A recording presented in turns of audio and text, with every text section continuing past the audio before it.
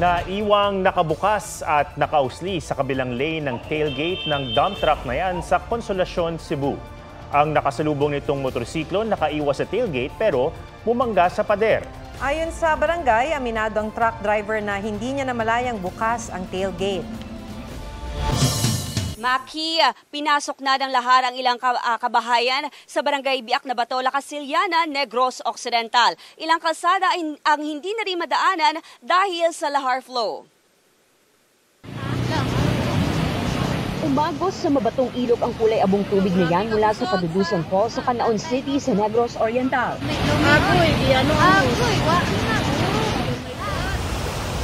Tila putik naman ang bumagsak mula sa Bayi-Bayi Falls sa bayan ng Casiliana sa Negros Occidental. Lahar nagawas na. Tila bagong buhos sa semento ang lahar na umapaw sa kalsada sa barangay Biak na Bato habang patuloy ang pagragasa nito sa katabing ilog. Hanggang binte ang kapal ng kulay abong putik. Simula pa kahapon, inilikas na ang mga nakatira malapit sa ilog dahil sa banta ng lahar.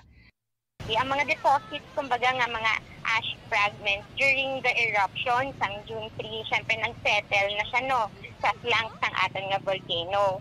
But then, baskog ang ulan and lalo na sa may southern slope ng ating nga volcano.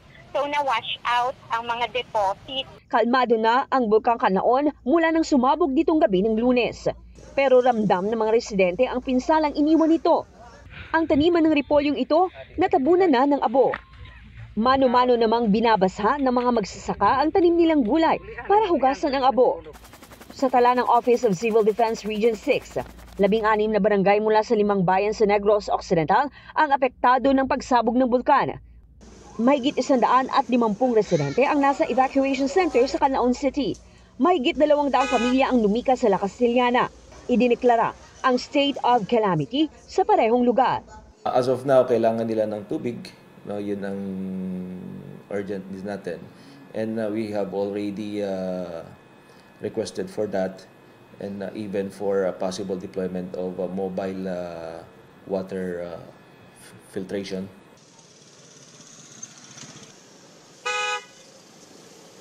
Maki, nagsasagawa na ng assessment sa barangay Biak na Bato ang Canlaon Volcano Observatory. Pinaalalahanan din ang mga residente na nakatira malapit sa riverbanks na maging alerto. Maki? Maraming salamat, Eileen Pedreso ng GMA Regional TV1 Western Visayas.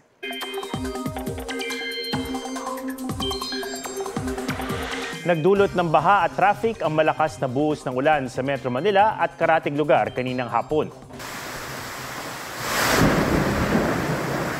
Gutter deep ang baha sa Camarin, North Caloocan, pati sa ilang bahagi ng Aurora Boulevard sa Cubao, Quezon City. Sa barangay Bagong Silangan, nasira ang isang makeshift na tulay nang biglang tumaas ang tubig. Napasilong naman sa mga flyover at ginagawang MRT station ang mga nakamotor na inabutan ng ulan sa Commonwealth Avenue. Malakas din ang ulan sa Batangas City. Ayon sa Pag-asa, localized thunderstorm ang nagdulot ng biglang buhos ng ulan dito sa Metro Manila. Pero posibleng unti-unti nang maranasan ng habagat, lalo na sa western section ng Luzon at Visayas. Sa rainfall forecast ng Metro Weather, posibleng maulit ang mga pagulan sa Metro Manila bukas, lalo sa hapon hanggang gabi. Asahan naman ang katamtaman hanggang malalakas na ulan sa halos buong Luzon, partikular sa Quezon Province at Bicol Region. Posible rin ang heavy rainfall sa Palawan at Mindoro. Sa mga kapuso natin sa Negros Island, may tsansa pa rin ng ulan bukas, kaya maging alerto pa rin sa lahar flow. Posible rin ang heavy to intense rainfall sa Eastern Visayas bandang hapon. May malalakas namang pagulan sa Caraga, Davao Region at Zamboanga Peninsula. Muling sinalakay ang isang Pogo Hub sa Porac, Pampanga na dati nang ni-raid pero nakapag-operate ulit. Tila nakatunog daw ang mga tauhan ng Pogo sa operasyon ng mga otoridad. Nasa 100 na lang ang naabutan nila sa target location. Ayon sa Presidential Anti-Organized Crime Commission, nagsagawa lang sila ng welfare check sa mga nakita nila sa labas ng compound pero hindi pa nila napapasok ito. Naharang naman ang 7 sasakyan sa Clark na may sakay na 157 na Chinese, Korean, Vietnamese, Malaysians at Burmese. Nasa 50 ang Pilipinong Pogo staff at security. Isa ay kidnap victim. Isa sa mga hinahanap na biktima ng torture ay nasawi na pala. 7 Pinay na biktima ng illegal detention ang nasagi. Sangkot umano sa scamming activities, pananakit, kidnapping at sex trafficking ang Pogo na ni-raid na noong 2022. Kinukuha pa ng GMA Integrated News ang panig ng may-ari nito para malaman kung paano sila nakapag-operate ulit. Tugon naman ng kumpanyang umuupa sa compound, wala silang kinalaman sa Pogo operation. Sinusubukan pa naming makuha ang pahayag ng Porac Police at LGU. Hindi tugma ang ilang detalye sa Statement of Assets, Liabilities and Net Worth ni Bamban Mayor Alice Guo. Sa pagsusuri ng GMA Integrated News Research sa SALN na isinumite ni Guo sa Senado, 429 million pesos ang assets sa June 30, 2022 SALN.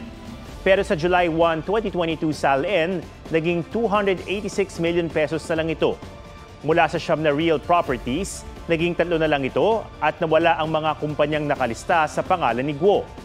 Nawala rin sa listahan ng personal properties niya ang mahigit 138 million pesos na deposit for land acquisition at club shares.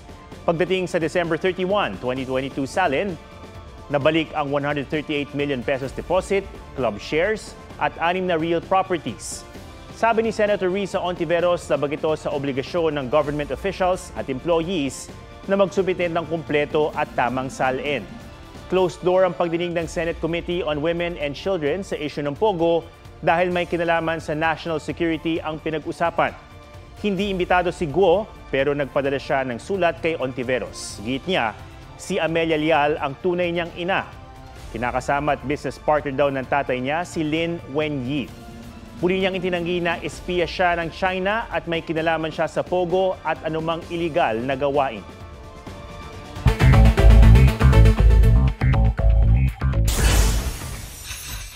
Creek sa Dagupan City umapaw dahil sa high tide.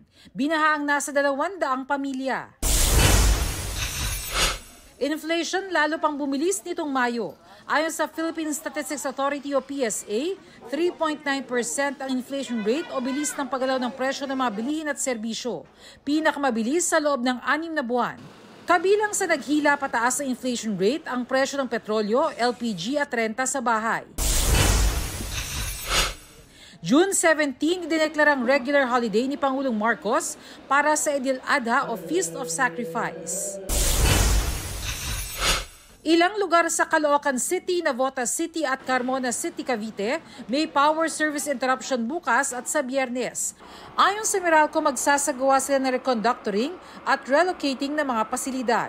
Bernadette Reyes, nagbabalita para sa GMA Integrated News. Top rating GMA Afternoon Prime Series na abot kamay na pangarap. Extended. For 2 years po, grabe yung suporta ng mga tao. I'm so happy and sobrang blessed po naming lahat. Lalaban ka na ba? Naku, abangan po natin yan. Pero baka naman may magtatanggol na lang kay Annalyn. Matapos gampanan ang pagiging Filipino ambassador ng South Korea Tourism, Sparkle Star Kailin Alcantara naghahanda naman sa taping ng Shining Inheritance. May time pa kaya sa love life? Hindi ka pa ready ma-in love? Hindi pa po. Feeling ko po dapat ko pa pong mas kilalanin yung sarili ko. Merong mga ibang, alam mo naman na nagpaparamdam pero parang dead ma lang muna. Meron po ba? Okay. Heart Evangelista, nanumpa na bilang bagong Pangulo ng Senate Spouses Foundation. I really want to do something and continuously, make a change. I want to work. So, I'm excited in a sense. Lar Santiago nagbabalita para sa GMA Integrated News. Nahuli kamang tangkang pagsunog sa isang tindahan sa Cebu City. Sa Sorsogon, isang pampaserong bus naman ang nagliyab. May spot report si Emil Sumangil. Nagmamadaling buwaba ang mga pasahero mula sa nasusunog na bus na yan sa Matnog, Sorsogon. Agad itong inapula ng BFP.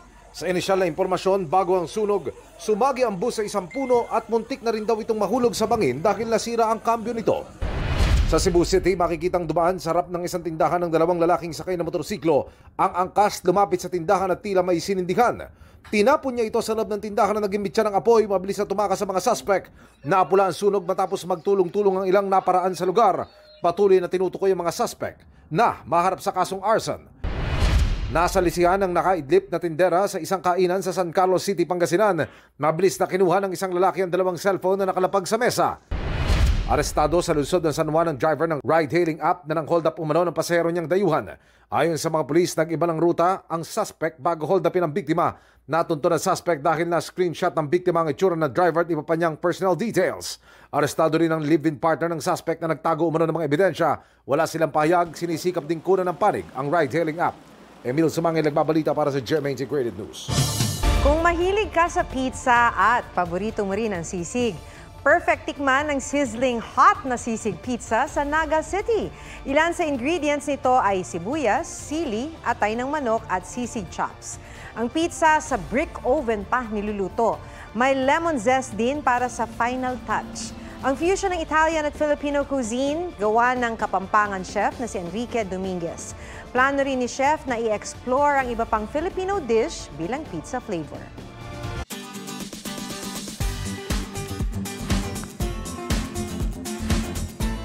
Ngayong Pride Month, sakto ang Pride at Proud tandem na magamas sa Calamba City, Laguna. Todo suporta kasi ang tatay sa pagiging membro ng LGBTQIA+ community ng anak niya, maging sa pagsali nito sa beauty pageants. Pusuan na yan sa report ni Oscar Oida.